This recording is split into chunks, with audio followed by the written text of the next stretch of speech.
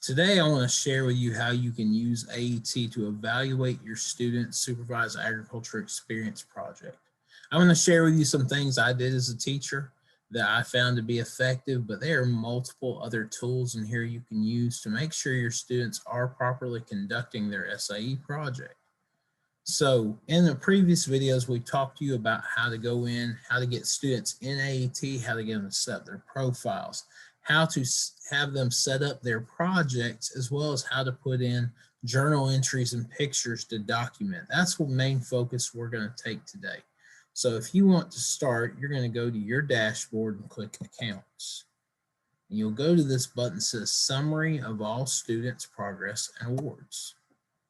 When you click on that, you will see all of your active students pop up.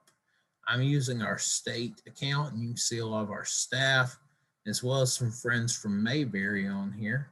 But you can notice a few things here. It will give you a summary of each student, whether their grade level, how many achievements they've had in AET. And AET students can earn badges for going through different trainings and completing different things. We can also see in here whether or not our profile is complete to a 100%. That's going to be critical in moving students into the membership roster with National FFA. Then you can see, do they have applications in progress, like a proficiency or a state degree, as well as their plans. You see several of our students here have 0 plans. That is no good.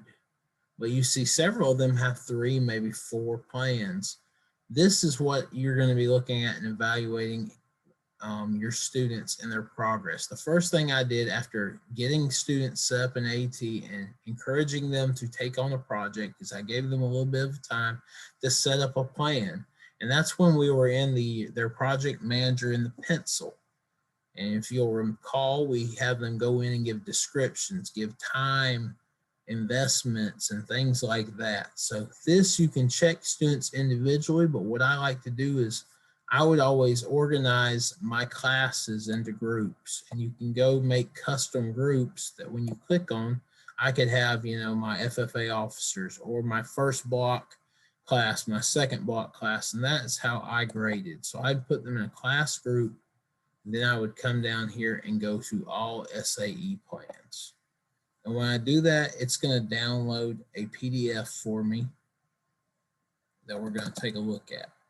And this will bring up a summary from that part of their AET project manager, where they would have put their description, their time investment, their learning objectives, and their skills like we talked about. So as we scroll through this, we see a lot of blank spots.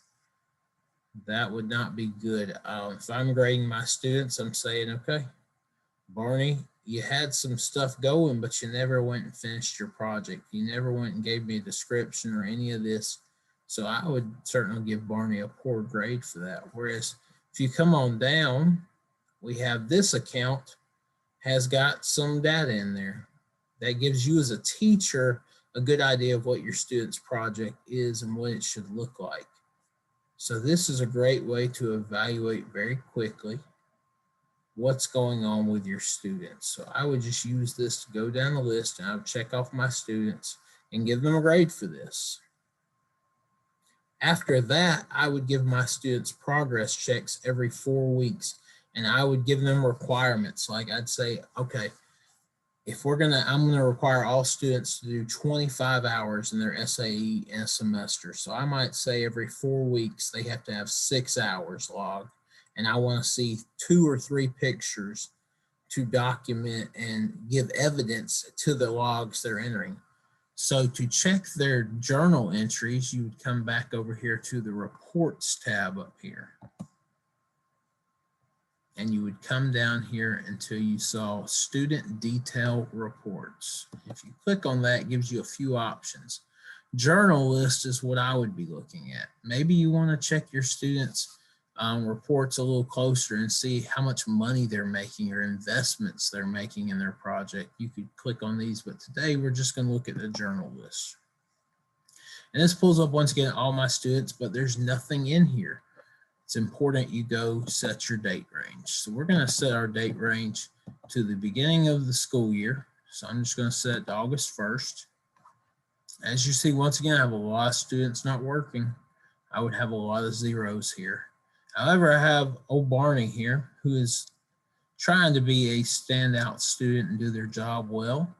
They have done a couple journal entries here. So if this was my first journal check of the year where I'm looking for 6 hours, Barney already has 21, almost 22 hours in. So Barney would technically, in my class, if my requirement was 25 hours, he would be good to go almost. He would have just a few more hours to meet the minimum. Now, always important to encourage your students' projects, to help supervise them, and encourage them to grow those projects beyond the minimum. But here is a great place to check journals. So any of your students who had journals, they would come up here and you could go through and just check that. So I would just be looking for whatever number of hours I've asked my students to put in to that point. And then the last thing I would have them do when I was teaching was I wanted to see evidence of their journals. So I asked them to keep pictures. And the easiest way to check a student's pictures is by going to their portfolio right here on the side. And then it has where you can drop down and search by a student. So this could take a minute if you have a lot of kids, but I would just go down the list one by one. So we'll start with Colin here. And I go to open Colin's and I see nothing, which means just like where Colin had no journal entries, Colin also has no pictures. So once again, that would be a very poor grade. And I made my SAEs worth about 30% of the student's overall grade. So let's go down here. We know Barney did a little bit. Here we see Barney has a picture. Now this picture obviously doesn't have a lot to do with Barney's work at the landscape company.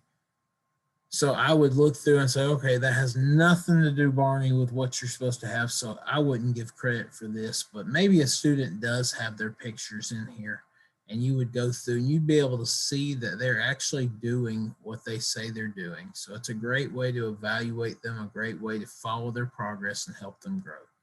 So this is a great way, once again, to give some grades to your students, to give a little meat to this project and make sure to hold them accountable to conducting this SAE project. So hopefully this will be of benefit to you, and we encourage you to evaluate your students. Give them time in class each week to log their hours, help them to stay on task with conducting and recording a proper supervised agriculture experience.